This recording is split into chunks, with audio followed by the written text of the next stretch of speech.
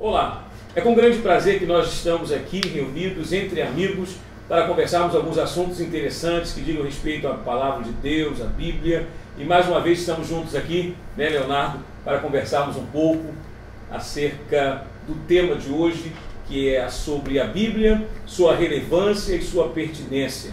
Pois bem, meu amigo Leonardo, o que é a Bíblia? Para que serve? É a palavra de Deus, contém, se torna...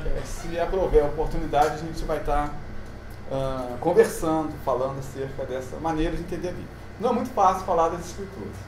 E para escrever uma relevância e uma pertinência, é um ponto ousado, mas mistério. Se faz necessário reafirmar. Porém, para reafirmar essa relevância, essa pertinência, a gente tem que tê-la como escritura sagrada e entender o que se trata dessa sacralidade. Tá? Não é transformar a escritura numa bibliolatria, seria um pecado.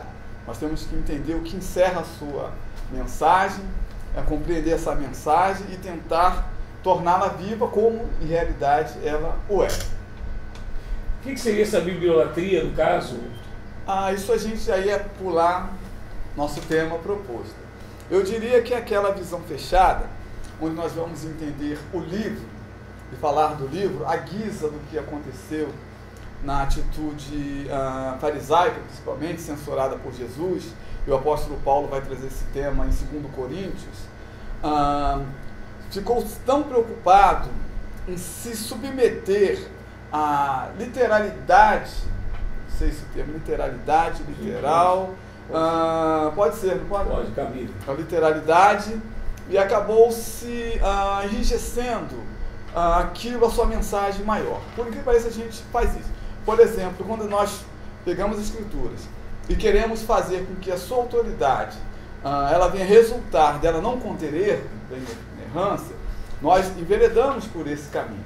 Porque nós pegamos versículos isolados e queremos fazer doutrina a partir dali, e não escutamos o que toda a perícope quer dizer, porque, na verdade, todo esse alinhamento textual, pré-textual e pós-textual é que vai encerrar o dito, a mensagem. Se nós não entendermos a mensagem, ficarmos costurando os versículos, nós podemos criar elementos idolátricos, a semelhança do que aconteceu com Moisés, a questão da serpente.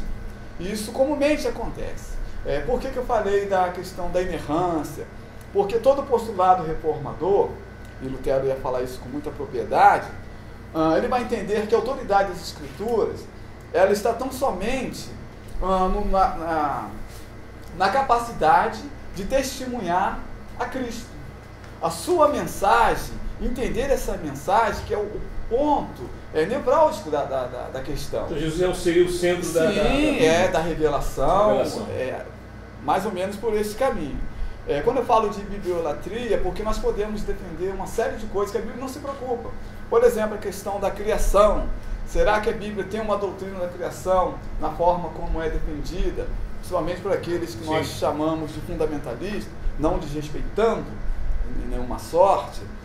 Quando você encontra dentro da própria Escritura, pelo menos 15, 16, 17 desenvolvimento da história da criação, da percepção do ato criador de Deus. E a gente se concentra em Gênesis e vai querer fazer toda uma correspondência, questão científicas, geológicas, de nenhuma sorte. Responder questões científicas. Porque o alvo da criação, da doutrina da criação, nós percebemos que toda vez que a igreja que o povo bíblico teve que dar resposta à razão de Deus como Criador, o fez com nuances diferentes. Nós temos que juntar tudo isso e entender. E Jesus Cristo sempre será o ápice de tudo, da própria compreensão. Vou dar um exemplo muito objetivo e rápido. A concepção teísta, escriturística do mundo, nós temos que, numa imagem assim, imaginem comigo, convido a pensarmos assim, a Terra como um plano, né? Nós temos acima dela a abóbada, o firmamento, e acima do firmamento temos o abismo e o céu dos céus. Quando a Bíblia diz assim, Deus criou os céus e a terra, Quando nós pensamos céus e fazemos que signifique o espaço sideral, não era a percepção, não era a intenção, a compreensão daquele povo naquela época. Quando falamos de céu, estamos falando daquela natureza inalcançável pelo homem. Sim, porque a terra diz respeito ao plano da sua relação para com todo, da sua atividade social, construtiva, transformar a matéria, esse percebimento. O céu é justamente aquela linha que não permite o homem averiguar. E a Bíblia vai dizer que até esse céu não se identifica com Deus, porque Deus o cria. E nessa dito do céu, ele vai dizer assim, que nem os céus dos céus contêm o Senhor. Então, quando a gente procura pegar esses ditos, a gente esvazia toda uma compreensão teológica que aí sim teria relevância e pertinência. Porque o ato da criação, e falando da criação, isso ainda no aspecto da bibliolatria, a criação nós entendemos sempre com um elemento predicativo. É a criação por causa do Criador. É como entender a potência de Deus. Quando a pessoa pegou a questão da potência de Deus, do ceticismo, toda aquela história, pode Deus fazer com que 2 e 2 seja 5, criar um quadrado redondo, né? Que essa imaginatividade, essa liberdade de pensamento, nada tem a ver com a potência real de Deus. Porque a Bíblia vai falar assim, eu sou o Deus Todo-Poderoso. A potência se define nesse eu sou. A potência ela só pode ser definida ou relacionada ou compreendida a partir de Deus. Então a gente não pode jogar para cima de Deus as nossas preocupações e conceber as Escrituras de maneira assim, a Bíblia, né? Dessa maneira idolátrica, é mais ou menos por aí. Nas suas palavras, não você ter confundido muito. Conseguiu trazer um certo conceito que se perdeu na fala, mas para concatenar, na sua concepção, o que vem a ser a Bíblia? A Bíblia é... A Bíblia se torna... É complicado. Deixa eu falar, porque a gente corre o risco de ser mal entendido. Sim. Até porque eu sempre entendo que nós estamos falando por uma certa... certo grupo que já tem a sua concepção pré-estabelecida. Sim. Então, por exemplo, quando eu falei essa questão da inerrância, de onde vem a autoridade da Escritura? É da sua inerrância ou dela testemunhar acerca desse ato revelacional de Deus, daquilo que Deus fez por nós? Então a gente começa a brigar já a partir daí. Então, durante 18 séculos, a ortodoxia vai entender que a Bíblia é a palavra de Deus. Porém, gente, por que ela é a palavra de Deus? Porque ela é diferida, porque ela difere dos outros escritos religiosos. O que lhe dá essa pretensão, essa autoridade, a sambarca monopoliza isso para ela. É claro que vai vir a questão da inspiração. A inspiração é o elemento que vai dar essa autoridade ou esta pecha diferenciada dos outros livros, né? Então, como se deu essa inspiração? Se percebeu durante 18 séculos, mais ou menos, que a inspiração era esse elemento. E a inspiração, nós vamos encontrar isso lá num texto neotestamentário, onde o apóstolo Paulo vai estar se referindo aos escritos do Antigo Testamento, que ele vai dizer, toda a escritura é divinamente inspirada, né? E com finalidade que nós conhecemos. E a partir daí, dessa inspiração, teve um processo elástico de colocar para o Novo Testamento. E claro que o não sei se teremos tempo de falar nisso. Então se entendeu que a Bíblia, por causa da inspiração, é a palavra de Deus. Só que essa inspiração teve-se outros movimentos que acusou de ela tirar todo o elemento humano. Ela desconhecia questões de estilo dentro das escrituras, questões textuais, poesia, figuras de linguagem, figuras de pensamentos. Não tinha isso. É quase que fosse um ditado, como se Deus tivesse ditado palavra por palavra, esse processo mecânico. Surgiu um movimento sob a influência do idealismo germânico, e a alta crítica se levantou com um poder muito grande e disse que a Bíblia continha a palavra de Deus. Só que se contém a palavra de Deus, também por palavra de Deus, inspiração ali, era uma percepção de que tinha uma intuitividade religiosa muito forte. Tira o sobrenatural. A gente também vai entender que se conter a palavra de Deus, tira a sobrenaturalidade. Enquanto ela ser a palavra de Deus, prescreve o transcendente, sim, a sobrenaturalidade. E vai surgir, então a Bíblia cai, perde esse elemento transcendental da sua produção.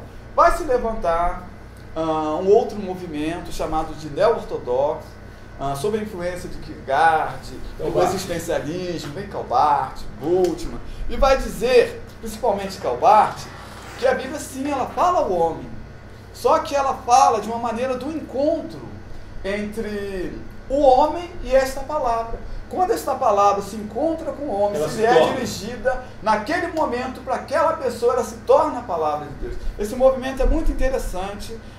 Eu vejo muitos grupos atacarem sem conhecer qual foi a grande contribuição que esse movimento fez, que ele trouxe uma relevância para a palavra de Deus, para o homem daquela situação. Então é complicado a gente tomar uma posição e não poder explicá-la. Sim. Agora, ela é a palavra de Deus, claro, porque ela encerra a vontade de Deus. E ela encerra a vontade de Deus, assim, eu entendo. Encerra no sentido de revelar, de explicitar. Claro, justamente por revelar. Sim. Porém, nós não confundimos a revelação com o escrito que dela testemunha. Sim. A revelação é muito maior do que não se limita de nenhuma só. Sim. É por isso que nós podemos encontrar, entre aspas, alguma discrepância dentro do texto bíblico. Alguns trabalhos teológicos. Deixa eu dar só um exemplo. Por exemplo, a gente lê lá em Marcos, que a candeia ela é feita para colocar, né, no velador. Sim. E ela, para poder, a sua luz, aqueles que entrarem dentro da casa, na casa, está escrito, seja iluminado. Ali o escritor parece estar monopolizando essa palavra, essa mensagem para o povo de Israel. Já em Lucas, o que Lucas vai dizer? Que esse velador tem que ser colocado para que as pessoas vejam a sua luz. Não é a luz que vai iluminar sobre a casa, ou seja, uma proposta é muito mais universal. Então, se tem, vou te dar um exemplo, Marcos encerra aquela passagem que vai dizer assim, que dessa geração não passará, não é sem que veja o reino de Deus chegar com poder, né? Chegar com poder. Chegar com poder, toda a literatura apocalíptica, que a gente vai encontrar que a literatura apocalíptica, o apocalipsismo, que são coisas diferentes, era muito forte no pensamento, na época bíblica. Vai entender que era a resolução de todas as coisas. Mas o que vai fazer o escritor sagrado, principalmente Lucas? Ele vai colocar a transfiguração, e vai colocar justamente em Lucas, a gente vai ler assim, porque o reino de Deus não vem com aparência exterior, não direis, né, ele lá, ele aqui, né, mas está dentro de vós, essa subjetividade. Então a gente percebe que se tem intenções, mas a despeito disso tudo, as escrituras encerram verdades conciliáveis, ainda que aparente discrepância. Ora, uma hora se está entrando em Jericó, outra hora está saindo, uma hora é um cego, outra hora são dois. Então essas coisas a gente trabalha com ela. Quando se quer enriquecer uma perspectiva literal, né, a gente se depara com coisas um pouco difíceis de resolver. Justamente, eu queria que você até trabalhasse um pouco a questão da literalidade e do aspecto literal e aspecto literário das escrituras. Mas eu creio que essa conversa vai ser com uma outra oportunidade, porque já estão dizendo aí os nossos amigos que o tempo já está se por isso que eu estou correndo e meus pensamentos às vezes parecem difícil falar, mas a minha velocidade, entre aspas, a velocidade que as ideias fluem na minha cabeça, a minha verbalização não corresponde com as vai ser legal que nós vamos ter um segundo bloco que nós estaremos continuando essa conversa. Não é isso? Muito obrigado por você ter nos assistido aí, essa conversa entre amigos. Quase toda semana a gente está lançando um vídeo novo, né, Bernardo? É interessante. Está lançando um vídeo novo, porque é legal que às vezes a gente conversa sobre vários assuntos e se perde. E é uma forma de... eu não queria sair daí também, sem dizer que a gente está falando sobre relevância e pertinência. Sim.